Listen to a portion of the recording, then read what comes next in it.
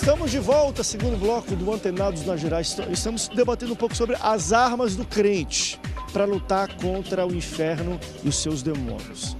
Só que nós temos, assim, as armas espirituais que nós vamos falar, porém existem algumas questões também, vamos dizer assim, materiais, no mundo físico, que é muito importante para essa batalha. A Bíblia também fala o seguinte: Deus levantou a sua voz e grande é o exército daqueles que anunciam as boas novas.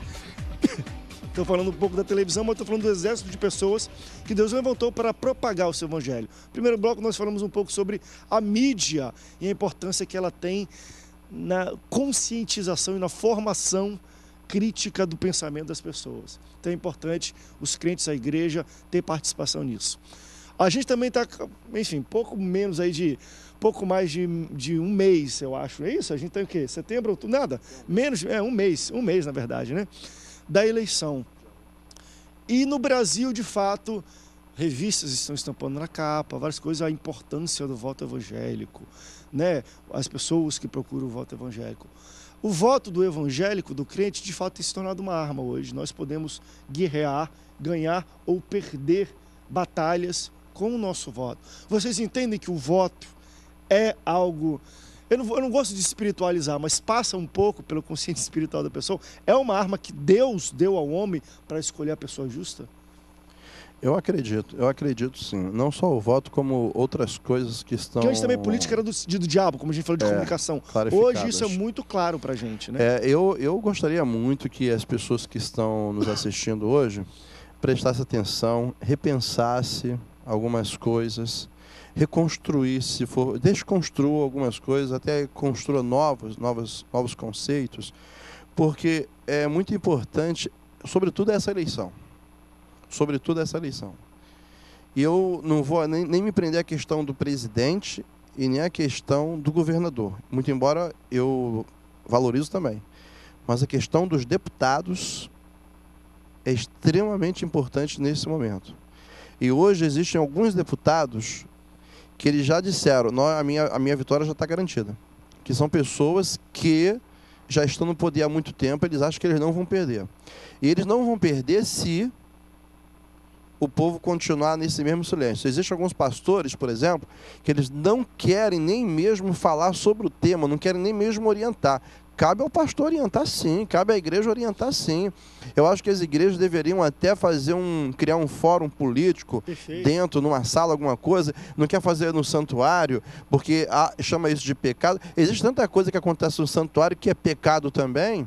Então o que acontece? Mas independente disso, faz tão fora. Criar-se num local, reúna lá, irmão, olha só, tem o meu candidato, mas tem o seu. Então vamos reunir todos eles aqui e vamos pensar, por que eu devo votar nele? Então eu vou apresentar uma razão. E a verdade é a seguinte, por causa do silêncio do povo evangélico, nós estamos sofrendo algumas coisas agora. E detalhe, existem ainda muitos pastores, muitas igrejas que estão se comportando exatamente como a igreja de algum tempo atrás se comportava. Não queria falar de jeito nenhum. Eu vou falar uma coisa para os irmãos, para que todo mundo que está me ouvindo aqui. É extremamente necessário que nós usemos esse voto como arma. É a nossa arma, sim. Porque se você não usar a arma direitinho, você vai ter que dobrar o teu joelho para pedir misericórdia de Deus na hora da luta que ela vai vir. Porque existem alguns problemas que nós enfrentamos que as pessoas querem chamar, isso é espiritual. Irmãos, existem lutas que nós aproximamos para nós. Por exemplo, temos aí o governo do Rio de Janeiro. O que eu espero?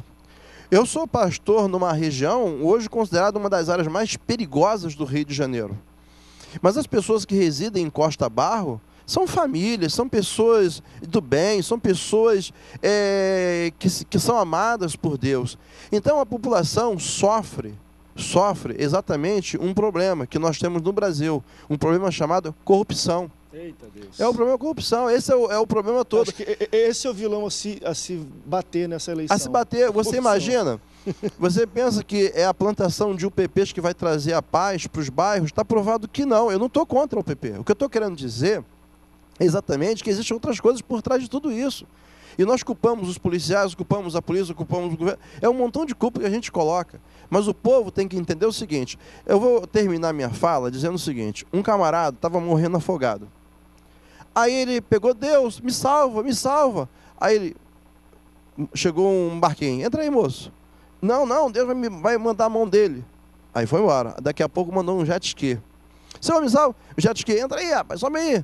Vai morrer afogado? Não, o senhor vai me pegar pela mão. Daqui a pouco, aí foi embora. Aí veio um helicóptero, desceu aquela cordinha. Sobe, moço, sobe. Aí ele falou assim, não, o senhor vai me pegar pela mão. Ele afundou, morreu afogado.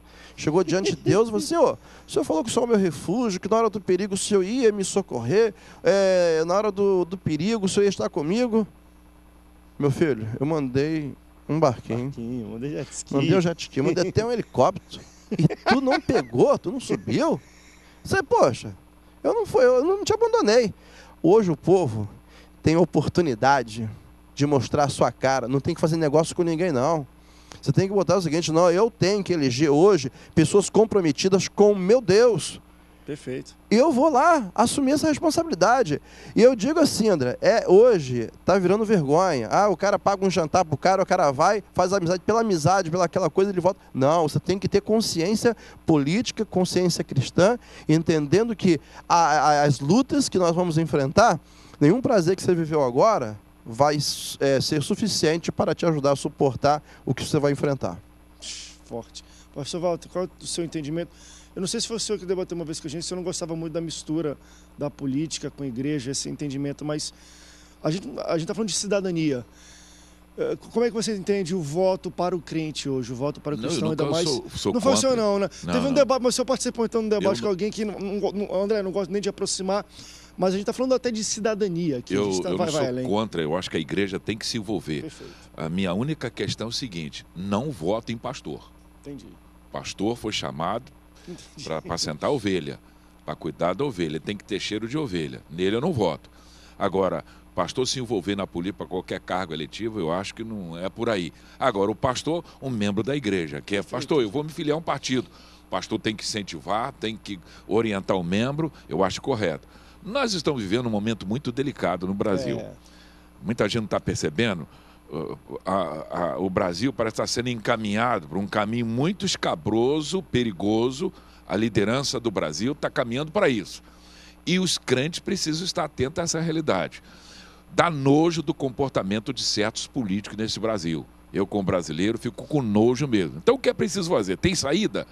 Eu acho que tem. Tem homens honrados neste país, servos de Deus honrados. Não vai trocar o meu voto, eu vou exercer a minha cidadania com dignidade. Não vou trocar o meu voto por uma dentadura, por um prato de comida, como se faz aí, de jeito nenhum. Eu tenho que pensar não só em mim, eu tenho que pensar no meu país. Então, estamos vivendo um momento muito decisivo, que cada pastor tem que pensar nisso. Em vez de eu votar no ímpio, olha, tem alguém aí, servo de Deus, que eu possa votar? Tem. Então, a altura tem. Se não tivesse opção, mas tem, eu vou votar. Agora, o que você está vendo nesse país? Corrupção que dá nojo de todos os lados. Um partido que está no poder há 8 anos. O que você vê aí? Só corrupção, só pouca vergonha, só desvio de dinheiro, só malandragem, só esperteza. Você vai continuar, a gente quer continuar com esse status quo? Hipótese alguma, eu quero é mudar, eu quero mudança. Tem mudança? Está à vista aí a mudança. Eu vou ser muito franco, tem uma serva de Deus aí. Deixa eu posso ser franco? Posso? Eu vou votar na serva de Deus, que se chama Marina. Tem vários aí, tem pastor, tem a presidente do Brasil. E eu não vou votar, não. Eu não quero a continuidade do PT nesse país, não. Eu quero a mudança para o meu Brasil. Então surgiu, eu creio que o que está acontecendo no momento do Brasil é providencial. Não tenho a menor sombra de dúvida. E espero que as coisas encaminhem dessa maneira e cada brasileiro se desperte para isso. E cada pastor ajude o seu rebanho, trabalhe com o seu rebanho. Para a gente não colocar, chega de ímpio, chega de gente comprometida com a corrupção. Tem homens honrados aí. Essa mulher que está aí é uma mulher honrada, uma serva de Deus. Eu declaro o meu voto. Eu vou votar na Marina e não tem conversa fiada para mim. Vamos para o intervalo, daqui a pouco a gente volta e eu vou falar um pouco sobre as armas espirituais. Acho que a mais conhecida em qualquer tipo de dificuldade de batalha chama-se oração. E a pessoa fala, não vou, vamos orar pelo Brasil, vamos orar. Mas existe um momento que é a oração, e a Bíblia fala, existem situações que não é só oração, tem que ser oração em jejum. E já que a gente está falando um pouco de política, deixa eu só colocar o meu viés. Eu acho que você tem que orar sim. Mas a oração, nesses termos políticos, vai até um certo momento. E eu acho que Deus já respondeu a oração, tá? Agora só falta votar. A oração, ela desenrola situações para a nossa opção ser feita. Em cima da nossa opção, as coisas acontecem. Então, Deus já está respondendo orações. Esse é o meu ver. Desenrolou tudo. Agora é a nossa hora de votar. Vamos para o break, daqui a pouco a gente volta. Não sai daí. Mantenados volta aí já já.